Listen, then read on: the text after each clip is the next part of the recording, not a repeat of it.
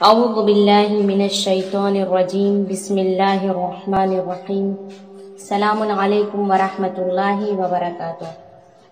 آج ہم مرد اور عورت کی نماز میں کیا فرق ہے وہ بیان کریں گے۔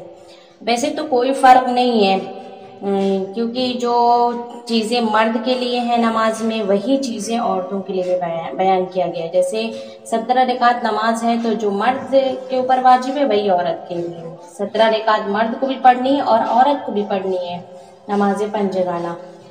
اور جو بھی واجبات ہیں نماز میں وہ ساری چیزیں دونوں کے لیے برابر ہیں، یعنی رکن غیر رکن جو مرد کے لیے ہے وہی عورتوں کے لیے۔ بس بعض چیزیں ایسی ہیں کہ جن کا ذکر کرنا ضروری ہے تاکہ لوگوں کو بھی اس کا علم ہونا چاہیے، اور میں آپ لوگوں کو یہاں پر ذکر کروں گی تاکہ آپ لوگوں کے علم میں اضافہ ہو۔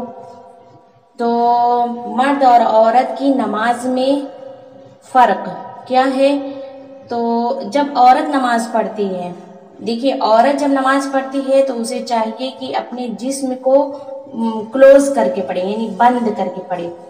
جیسے یعنی وہ رکوع میں جائے تو رکوع میں اتنا جھکے کہ بس اس کا ہاتھ جو ہے وہ زانو تک پہنچ جائے، یہ نہیں کہ بہت زیادہ جھک جائے کہ اس کی پشت جو ہے بہت زیادہ یعنی اونچی ہو جائے، بس تھوڑا بہت جھکنا چاہیے کہ اس کا ہاتھ اس کے زانو تک پہنچ جائے۔ اور سجدے میں بھی اتنا، یعنی جب سجدے میں جائے تو بالکل اپنے آپ کو کلوز رکھے، بند رکھے، سمٹا ہوا رکھے کہ اس کی جو کوہنی ہے وہ بھی زمین سے لگی ہوئی ہے۔ یہ مستحب میں سے، عورت کے مستحبات میں سے ہے کہ عورت جب سجدے میں جائے تو اس کا جو یہ کوہنی ہے وہ زمین سے ملی ہونی چاہیے۔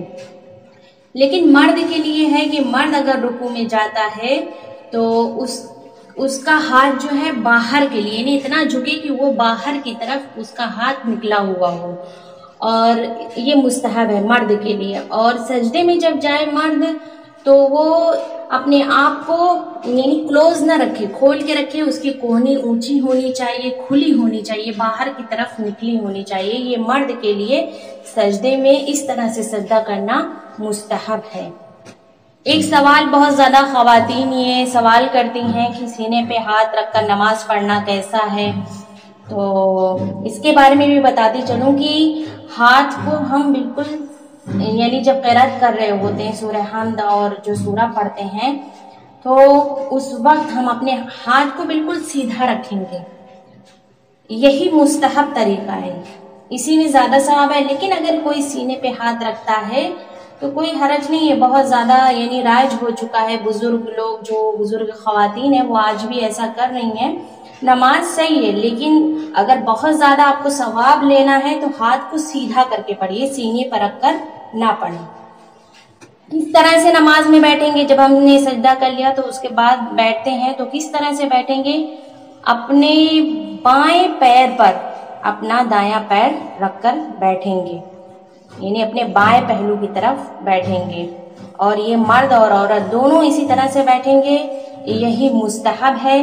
لیکن بعض خواتین ایسا بھی کرتی ہیں کہ اپنے دونوں زانو اٹھا کر پڑھتی ہیں اور وہ یہ سوچتی ہیں کہ اس میں زیادہ ثواب ہے، یہ مستحب طریقہ ہے۔ جی نہیں، مستحب طریقہ جو میں نے بتایا وہی ہے کہ اپنے بائیں پیر پر داہنے پیر کو رکھ کر بیٹھیں، اور جب قیام کریں تو قیام کے لیے بھی مستحب ہے کہ انسان دونوں پیروں کے درمیان صرف 3 انگلیوں کا فاصلہ ہو، اور زیادہ سے زیادہ یہ مستحب ہے 3 انگلیوں کا فاصلہ ہونا چاہیے، اور زیادہ سے زیادہ ایک بالشت، بہت زیادہ یعنی اپنی ٹانگوں کو پھیلا کے نہیں نماز پڑھنی چاہیے۔ یہ آداب نماز کے خلاف ہے کہ انسان جو ہے یعنی اتنی دور دور ٹانگیں رکھ کر اور نماز پڑھ رہا ہے، تو صحیح نہیں ہے۔ قیام میں صرف 3 انگلی کا فاصلہ ہو یا پھر جو ہے ایک بالشت کا فاصلہ ہونا چاہیے، اس سے زیادہ نہیں ہونا چاہیے۔ ایک اور فرق بتاتی چلوں مرد اور عورت کی نماز میں، کہ مرد کے لیے ضروری ہے، واجب ہے کہ وہ صبح کی نماز اور مغرب عشاء کی نماز کو بلند آواز میں پڑھے گا۔ بلند آواز یعنی جہر، یعنی اتنی بلند آواز میں پڑھے کہ اگر اس کے پاس میں کوئی کھڑا ہو تو اس کو سنائی دیتا ہو۔ اس کو کہتے ہیں نماز جہر، یعنی बुलंद आवाज में पढ़ना, और नमाज इख्फात यानी नमाज को आहिस्ता पढ़ना। तो मर्द और औरत के लिए है कि नमाज जहर भी होती है और इख्फात भी होती है, दोनों के लिए। तो मर्द के लिए सुबह मगरिब इशा की नमाज जो है जहर होती है, यानी बुलंद आवाज से वो पढ़ेगा, लेकिन तीसरी रिकात और चौथी रिकात में चाहे वो तस्बीहात अरबा पढ़ा हो या सूरह हमद पढ़ा हो, उसे आहिस्ता पढ़ना चाहिए। और औरत के लिए सुबह की नमाज और मगरिब इशा की नमाज उसके लिए इख्तियार है, ये चाहे तो वो बुलंद आवाज से भी पढ़ सकती है और चाहे तो वो आहिस्ता से भी पढ़ सकती है। इस बात का ख्याल रखिएगा कि मर्द के लिए वाजिब है, लेकिन औरत के लिए इख्तियार है, वो मुख्तार है कि वो किस तरह पढ़े, आहिस्ता पढ़ेगी या बुलंद आवाज से पढ़ेगी। और अगर कोई नामहरम है तो औरत पर ये जरूरी हो जाएगा, वाजिब हो जाएगा कि वो आहिस्ता ही नमाज पढ़े सुबह और मगरिब इशा की। और बची नमाज ज़ुहर और असर, तो ये नमाज जो है ये अख्फात है, यानी इसमें मर्द और औरत दोनों बराबर हैं। मर्द और औरत के लिए दोनों के लिए जरूरी है कि नमाज को आहिस्ता पढ़ें।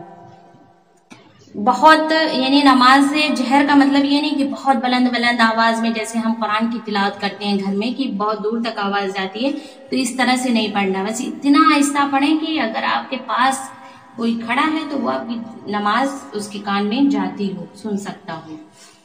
और एक सवाल करते हैं कि क्या औरत नमाज जमात करा सकती है? जी, अगर उसके अंदर शरायत है तो वो जमात करा सकती है, लेकिन सिर्फ औरत की जमात करा सकती है, वो मर्द को नमाज नहीं पढ़ा सकती। खातून सिर्फ खातून को ही नमाज पढ़ा सकती है, मर्द को नमाज नहीं पढ़ा सकती। लेकिन मर्द अगर पेशे इमाम है तो वो मर्द को भी पढ़ा सकता है और औरत को भी पढ़ा सकता है, दोनों को पढ़ा सकता है। लेकिन औरत के लिए जरूरी है कि वो सिर्फ औरत को ही पढ़ाएगी। और औरत जब अगर नमाज पढ़ा रही है तो जो नमाज पढ़ा रही है वो खवातीन की सफ में ही रहेगी, यानी उन्हीं के साथ बीच में रहेगी। ये नहीं कि सफ के आगे, जिस तरह से मर्द आगे खड़ा होता है और पीछे बाकी मर्द होते हैं और आगे पीछे इमाम बिल्कुल अकेले खड़ा होता है, उस तरह से औरत खड़ी नहीं हो सकती है, उसके लिए सही नहीं है। हाँ, अगर वो औरतों की सफों से सिर्फ एक बालिश अगर आगे खड़ी है तो सही है, लेकिन अगर बहुत ज्यादा आगे खड़े होकर नमाज पढ़ा रही है कि एक जानमाज का फासला है, तो ये जमात सही नहीं होगी। एक सवाल है कि अगर मर्द ने अपनी नमाज सुबह और मगरिब और इशा के बुलंद आवाज से ना पढ़ी हो तो उसकी नमाज का क्या हुक्म है? मर्द पर वाजिब है कि वो सुबह और मगरिब इशा की नमाज को बुलंद आवाज से पढ़े, लेकिन अगर वो यानी फरामोश कर गया, यानी भूले से उसने नमाज पढ़ दी और आहिस्ता पढ़ दी, या मसला उसे नहीं पता था उसने आहिस्ता पढ़ दी, तो उसकी नमाज सही है। लेकिन अगर जानबूझकर उसने ऐसा किया है तो उसकी नमाज बातिल होगी। और अगर कोई मर्द की कज़ा नमाज पढ़ रहा है तो उसके लिए जरूरी है कि जहर और इख्फात का ख्याल रखे, यानी कज़ा और अदा में कोई फर्क नहीं है। जिस तरह से नमाज अदा वाली नमाज में सुबह मगरिब इशा बुलंद आवाज से पढ़नी, ज़ोहर असर आहिस्ता पढ़नी, उसी तरह से